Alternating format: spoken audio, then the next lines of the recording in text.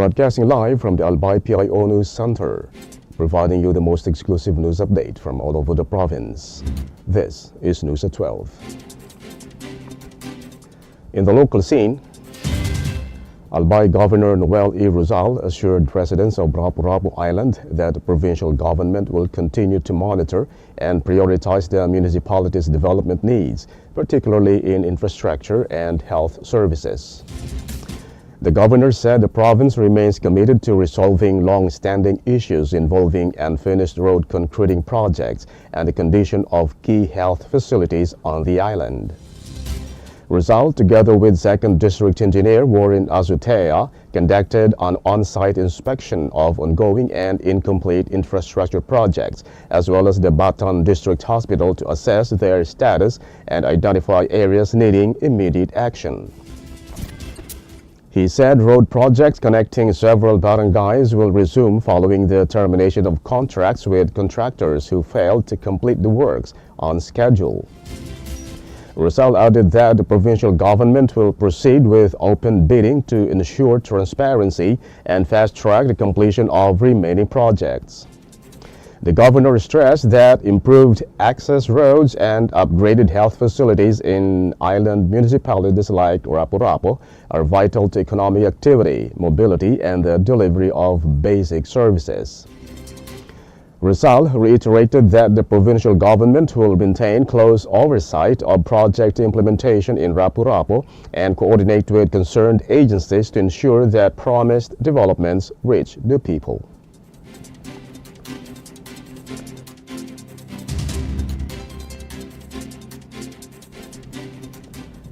In other story, the Albay Provincial Health Office provided 20 toilet bowls to the Malilipo 10th City Evacuation Center to improve sanitation and living conditions for families displaced by the ongoing unrest of Mayon volcano. The intervention forms part of the provincial government's broader health and water sanitation and hygiene response to prevent sanitation-related diseases in evacuation sites.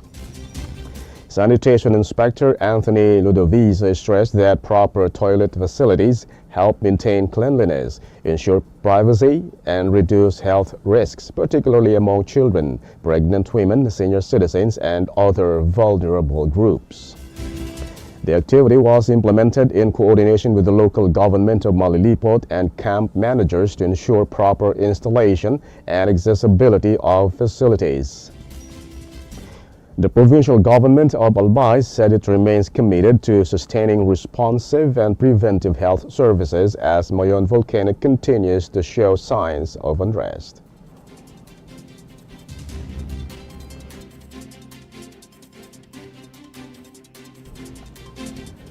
In other news, the provincial government of Albay received additional livestock assistance as Mayon volcano remains under alert level 3. The Albay Veterinary Office accepted vet supplies from the Department of Agriculture Regional Field Office 5 to support animals affected by the ongoing volcanic activity. Officials said the aid is intended to protect the health and mobility of livestock displaced to evacuation centers or relocated to safer areas. The donation include nylon ropes, dewormers, and vitamins to address immediate animal health needs. The Albay Veterinary Office continues to monitor livestock conditions to reduce the impact of unrest on the province's agricultural sector.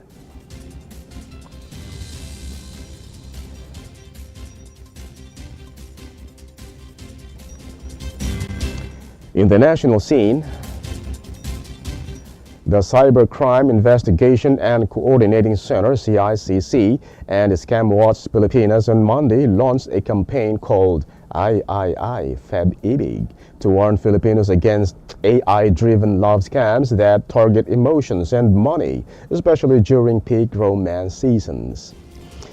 CICC Acting Executive Director Attorney Renato Paraiso said scammers now use artificial intelligence to create fake online relationships, gain trust over time, and later ask victims for money or investments, often through fake crypto or dating apps.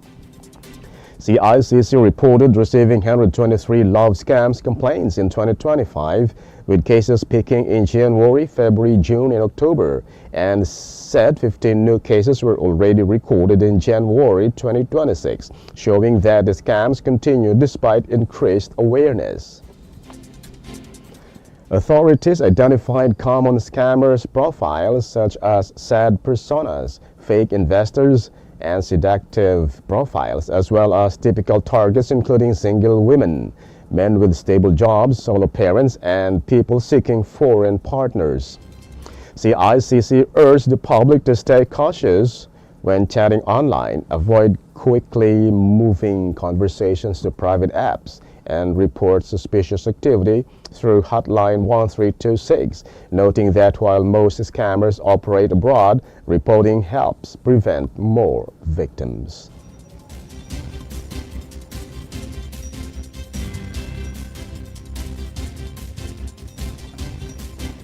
In other story, a privileged speech by minority leader and 4-piece party list representative Marcelino Libanon urging discipline and professionalism in discussing sensitive foreign policy issues like the West Philippine Sea sparked a heated debate in the House of Representatives on Monday, forcing a temporary suspension of the session. Libanon said his speech was not meant to defend China or weaken Philippine sovereignty, but to remind public officials to follow the code of conduct for public officials and avoid reckless statements that could harm the country's diplomatic and legal position. Without naming him directly, Libanon criticized actions linked to the Philippine Coast Guard spokesperson Commodore J. Tariela, arguing that even in academic settings, government officials must act responsibly because their words carry state-level implications. Cagayan de Oro, Representative Rufus Rodriguez strongly opposed Libanon, accusing him of shielding China despite its alleged aggressive acts against the Philippines, while other lawmakers like Representatives Kaka Bagao and Leila de Lima stressed the need for transparency and firm public exposure of China's actions. Libanon stood by his remarks, saying the issue was not silencing officials but ensuring coordination with the Department of Foreign Affairs so that statements and actions are unified, professional, and do not lead to diplomatic missteps.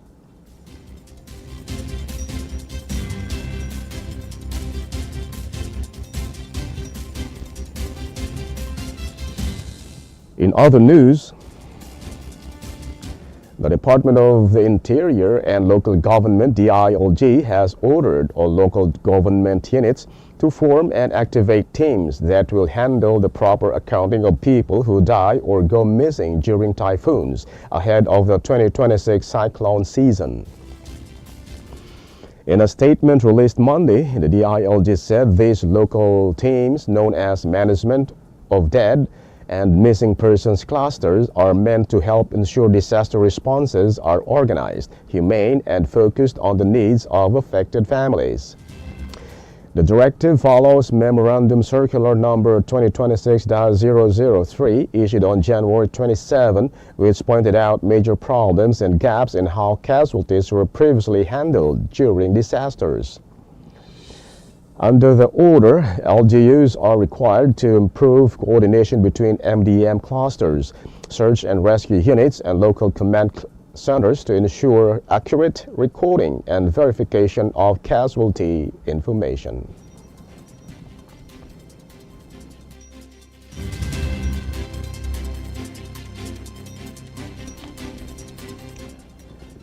And in the news outside the country, Singapore will set up the National Space Agency of Singapore on April 1 to help the country tap opportunities in the fast-growing space sector and strengthen its space capabilities, said Minister in charge of Energy and Science and Technology, Tan See Leng. The new agency will run a multi-agency operations center to support government needs, such as requesting satellite images and analyzing location-based data for uses like port management, city planning, environmental monitoring, and food security. Singapore also plans to expand its satellites to better serve national needs in the equatorial region, building on the 3 Earth observation satellites it already co-owns with engineering and developing systems to keep its space assets safe in an increasingly crowded space environment. The agency will also oversee new laws and regulations for the space sector, aiming to encourage innovation and business growth while maintaining high safety and sustainability standards. Veteran public servant Nyam Lee Na, currently Deputy Chief Executive of DSO National Laboratories, will lead the agency, bringing with her extensive experience in developing satellites for environmental monitoring, maritime security, and disaster response. Backed by more than $200 million already committed to space research and development, the agency will drive efforts in areas such as climate monitoring, space safety, health research in microgravity, and international partnerships, as Singapore positioned itself in a global space economy expected to reach $1.8 trillion by 2035.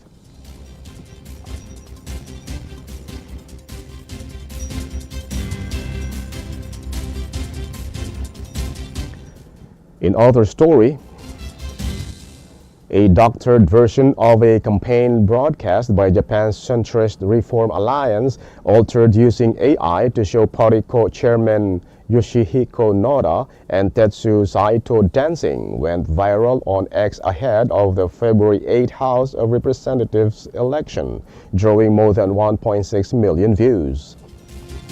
Campaign broadcasts are legally required to be aired without edits on TV and radio, but current law does not prohibit private individuals from altering the footage and sharing it online, raising concerns about fairness and voter confusion.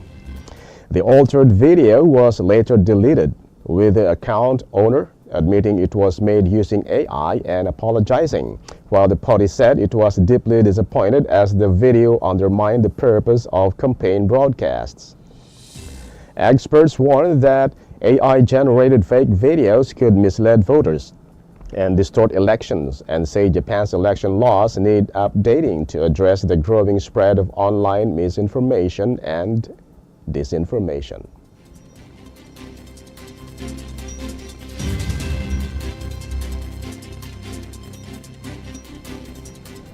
And finally, in the news outside the country with reference to the Philippines, the Philippine National Police said it has detected no security threats so far as the Philippines prepares to host major ASEAN meetings in 2026.